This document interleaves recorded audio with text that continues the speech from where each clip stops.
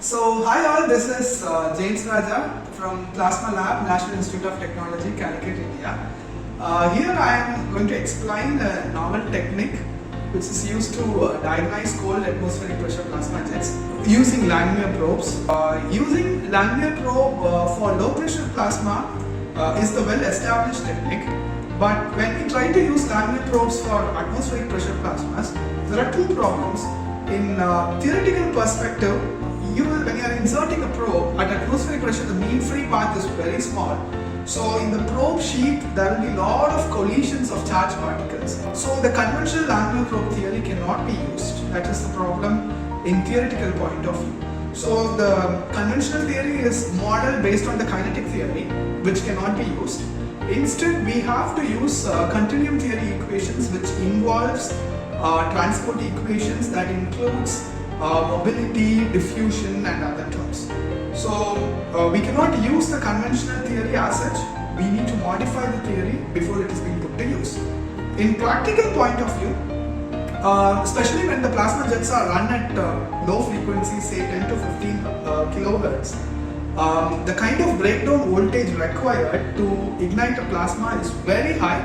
Now, when such a high breakdown voltage is required to ignite a plasma, in such conditions, when you are trying to put a probe in the downstream region of the plasma jet, the plasma would straight away arc onto the probe. So the plasma nature is totally changing. When you are trying to measure the parameters from that kind of an environment, you are basically measuring wrong values. So we need to ensure that there is no arcing while we are performing the measurement. So here, we are proposing a new technique in which we don't straight away put the probe in the downstream region of the jet.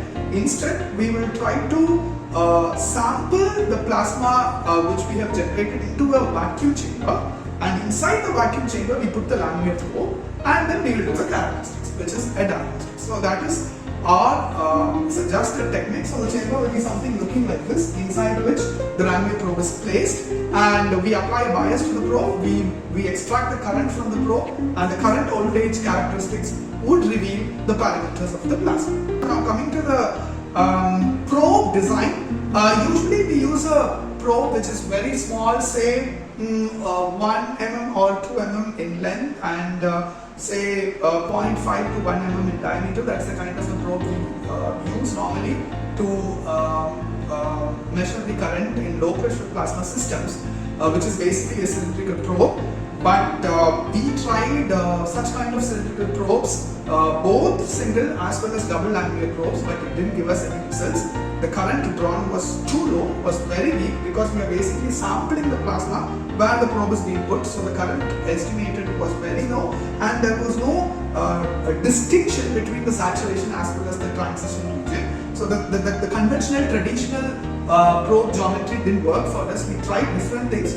Finally, we came up with an idea to use a flat plate, which gave us basically very good results. So it is basically two flat plates placed parallelly at a spacing of say 5 mm, and that would basically act as a probe for us, and it is basically a double probe because both the areas are same, and it would give a symmetrical curve out, and the curve will be like two arms which is basically connected by a transition region. So these two arms are two saturation region, which is basically ion saturation.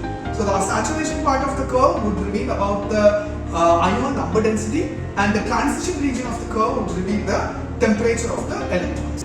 Now when it comes to the continuum probe theory, there are two classifications in continuum probe theory. One is the conventional stationary plasma probe theory, the other one is flowing plasma probe theory.